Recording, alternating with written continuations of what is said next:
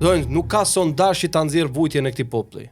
Nuk ka sondazh që të nxjerr ty se si do reagoj, se si do reagoj, më fal, edhe një herë. Sondazhet nuk është ky realiteti, po nuk është realiteti sondazhet. Rama ka shkruar në tavolinë rezultatin. Fal, sipas sondazheve. Rama e ka shkruar në tavolinë rezultatin. Kush Rama? Rama në tavolinë bën shumë gjëra. Unë s'kam punë se ç'a bën Rama. Rama të merret me avokatët. Ai po vazhdon kërkon të bëj marrëveshjen e vet, ai të bëj ç'a doj. Marrëveshje me ne nuk ka. Ai ka mbaruar punë. Po nëse humni më 11 maj, ç'do ndodh? Të humbim ne me 11 maj, kemi humbur të gjithë. Kemi humbur të gjithë. Do vazhdoj kjo punë tek onkologjiku, do vazhdoj mungesa e ilaçeve, shqiptarët do vdesin për smundje, për grip po vdesin sot shqiptarët. Kjo do ndodhi. To do vazhdojnë të mbushin xhepat, do vazhdojnë të blejnë shtëpiat në Vjenë, do vazhdojnë të blejnë shtëpiat në Spanjë. Kjo do ndodhi. Kurse shqiptarët do rrin pa bukë. Kjo që ka ndodhur gjithë këto vite. Çfarë do ndodhi? Kjo do ndodhi. Kjo që ka ndodhur 12 vite. Më thoni ju, nëse ju mendoni që sot Shqipëria është më mirë se para 12 viteve, unë i pari do i kita votoj PS-n. Po si mund të jetë Shqipëria më mirë, kemi pas ilaçe, sot s'kemi. Kemi një të çmendur atje që nga mëngjesi deri në darkë vetëm vjedh. Sterilizimi, laboratorët, check-upi, droga, krimi, kapet një drejtor në Frakull 40 milion euro kokainë. Tu sulmojnë gazetarët mes rrugës, u bëhet atentat, s'tot asnjë fjalë kryeministri. Ai gëzon për atë. Ai gëzon për ato. Kur gazetarët sulmohen në Shqipëri, ai gëzon për ato për dy arsye. E para se i shef ata si armiq, dhe e dyta ka një kompleks, ka dashur gjithë jetën të bëhet gazetar, të bëhet shkrimtar, të bëhet sportist. Dhe prandaj u rren ata se nuk u bë asgjë. U bë thjesht një hajdut. Dhe arriti nëpërmjet një partie hajdutësh të marrë postin më të lartë sot në shtet dhe ka marrë në qafë një popull të tërë. Donte ky të bësh, ai ishte sportist ky. Iku fusha atletikës të stadiumi. A bën si artist ky? Është mbyll galeria që kur ka ardhur ky në pushtet, Galeria e Arteve. U shëm teatri. Donte ky të bësh e gazetar. Shikoni çfarë dhunë u bëhet gazetarëve. Gazetarët sot janë kadri. Gazetarët sot mund dhunohen mes katër rrugëve. Nga bandat e këtij dhunohen ata. Ju komo parë kërkuat si kusht pa negociuar shumë qeveri teknike për të hyrë në zgjedhjet e ardhshme, ato të 11 majit praktikisht. Si u dorëhoqët? Nuk u dorëhoqëm. Ne bëm gjithçka që ajo të arrijë dhe duhet të ishte arritur. Qeveria teknike është domosdoshmëri për i vërtetës, jo vetëm në këtë proces zgjedhor, po mendimi im është që duhet futur në kushtetut që çdo palë zgjedhje, 6 muaj apo 8 muaj ato punë pasaj e din ekspertët, duhet një qeveri tranzitore që të menaxhojë zgjedhjet. Demokracia jonë është relativisht e re. Ka nevojë për kohën e vet. Dhe ne kemi bërë hapa prapa këtë kohë. Prandaj kemi të nevojshme që qeveria teknike të kthehet në një lloj institucioni për proceset zgjedhore. Ne e dim fare mirë dhe nuk ka shqiptar që nuk e di që me Edi Ramën zgjedhjet nuk bëhen dhe nuk janë zgjedhje normale. Unë juftoj të referoheni raporteve ndërkombëtare për sa i përket proceseve zgjedhore. Dakor, pra po tani ju sapo thatë që do fitojmë.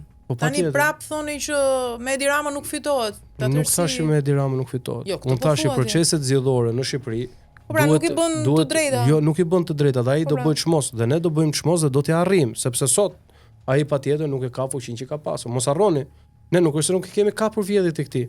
Po ju kujtohen ju sorosistat që vinin këtu dhe justifikonin krimet e këtij? Raporti thoshte që në Shqipëri nga OSB Odiri. Tani s'ka njerëz për të justifikuar, po thua? Kush do të justifikojë atë? Se takon me askush. Ai flet do shkojë në Europë, kët po takon këy në Europë. Sali Berisha po i takon në Europë. Sali Berisha ishte me PPE. Sali Berisha ishte me ata. Sali Berisha është në takime. Sot me ndërkombëtar. Berisha është nën grada në Shubara. Hiku nën grada e parë nga Shtetet e Bashkuara të Amerikës në Hungari. Pastaj nën grada u shpall ai që e shpalli Sali Berisha nën grada. Ndodhi me mikun e Orbanit në Hungari, nuk do të thotë që të gjitha step by step. Më përpara na thoshte s'do merrni vulën, e morëm. S'do merrni partinë, e morëm. S'bëhet Sali Berisha kryetar, u bë. S'del Sali Berisha nga masa e arrestit, doli. Tani thonë, jo po nuk fitoni dot. Do fitoj. Objektivi është fitorja, kam përshtypjen unë. Tani thoni nuk fitoni dot. Do fitojmë. Tani kur na dolën gjitha pse s'na del edhe kjo. Jo, po a mendoni që keni një dizavantazh të madh për të mposhtur Edi Ramën, për shembull? Fragmentarizimi i opozitës, të ndarë në kaq shumë pjesë Partia Demokratike. Cilat pjesë? Si cilat pjesë? Cilat pjesë janë Partisë Demokratike? Djathtas ti numëroj unë. Ju e di që do më kundërshtoni se do thoni ku kanë vota. Po 10 i kanë. Jo, mirë. Po e banalizojmë, 10 i kanë. Se kanë ata njerëz familjar. Lulzim Basha 1. Po mirë, dakord. Po jo, unë të bëra parantezë, thash 10 vota, 10 vota. Dakor. Po ikin nga ju. Një Kush e tha që nga? Si? Po Në vota, partin- se çfarë votash do marr ai? Nuk do marr nga demokratët? Qofse Edi Rama do kishte një garues të fuqishëm. Lulzim Basha 1, Agron Shehaj 2, Enkeleda Libeaj 3, s'po ti llogaris këto Tani. Dashamir Shej, këto forcat e reja, ëh? Po, tani, në qoftë se Edi Rama do kishte një garues të fuqishëm brenda PS-s për kryetar, për post Belindës, do të kishte edhe Lul Bashën.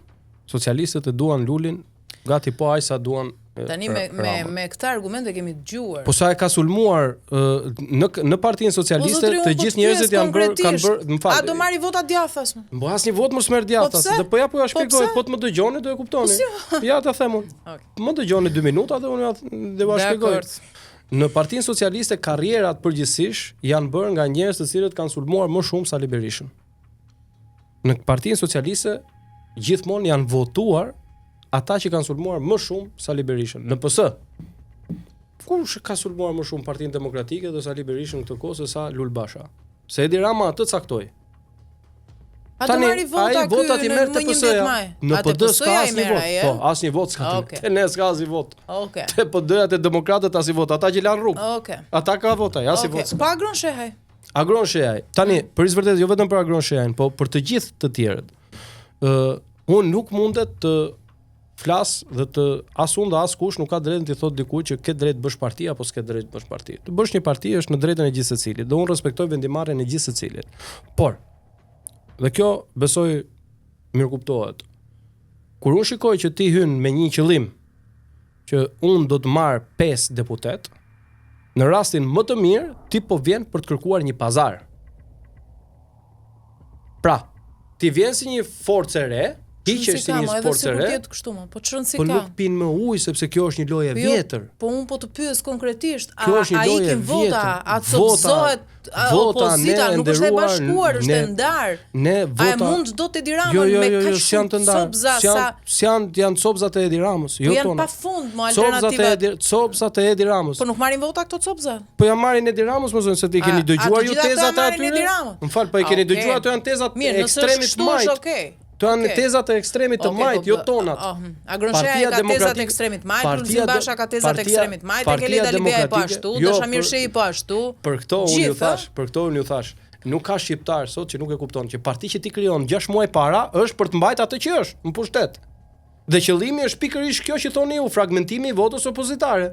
Po nuk janë, edhe se kur ti të kështu dole tek fjala ime pra këtë po. Po nuk janë shqiptarë budallë që nuk e kuptojnë njëjtën gjë që keni kuptuar dhe ju. A nuk do të japin asnjë vot po thua? Po kur e keni kuptuar ju, pse se kanë kuptuar dhe tjerët, dhe unë, dhe gjithë tjerët, pse se kanë kuptuar? Gjithë e kanë kuptuar që këto janë aty për të çar votën e opozitës. Unë se kam kuptuar, unë po e hedh si Po është fakti mos është subkonscienca juaj ju a thot. Ke krijuar një parti 8 muaj përpara. Pyetje, unë e bëj një pyetje të tillë sepse dua të di përgjigjen tuaj për shembull. Përgjigjja jonë është kjo. Për ndarjen e opozitës si mund të keni pritshmëri fitore absolute për të poshtur Ramën. Edhe një herë. Sa kohë jeni në këtë gjendje? Jo vetëm që nuk ka ndarje të opozitës, ka bashkim të opozitës.